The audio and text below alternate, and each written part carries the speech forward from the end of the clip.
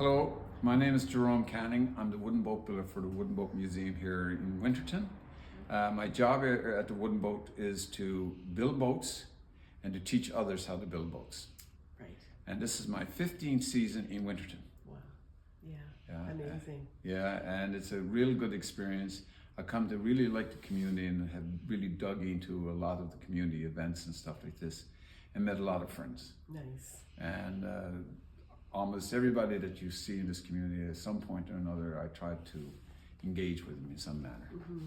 Jerome, tell us about the Baccalieu Fishing Project that is your new, I guess, passion project. Well, it's an accidental one, even though there's some aspects of it are well recorded. David Taylor, he was a professor now. He's got a PhD, but he's retired. He came down to Winterton in 1978. And when he came here, he was looking for traditional wooden boat building. And he was advised to go to Winterton because almost everyone he spoke to said Winterton builders are some of the best on the province, on the island of Newfoundland. So he came down there in 78 and he interviewed a number of the builders, the Harnham, the Reeds, Mr. French, the Gregorys. They're all passed on now. They all died, up in their years, active boat builders.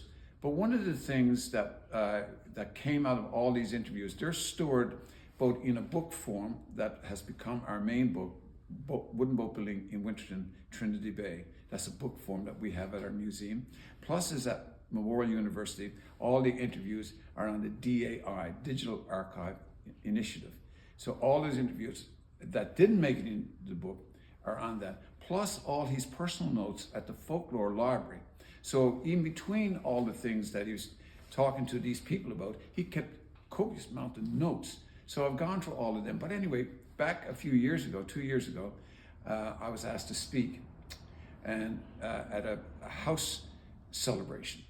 The Greens family home here in Winterton was 175 years old. It has been restored. So when I was researching what I was about to say, into this group of people, the guests, I started coming across references that these boat builders, in this interview with David Taylor, I saw these references to Baccalieu this, the Baccalieu fishery. Then they said in one, a Piercy, Mr. Piercy says, they used to heist the boats up in poor weather. You'd be on the Collar in the fine days, in the Tickle, which is a place between Baccalieu Island and the mainland of Newfoundland.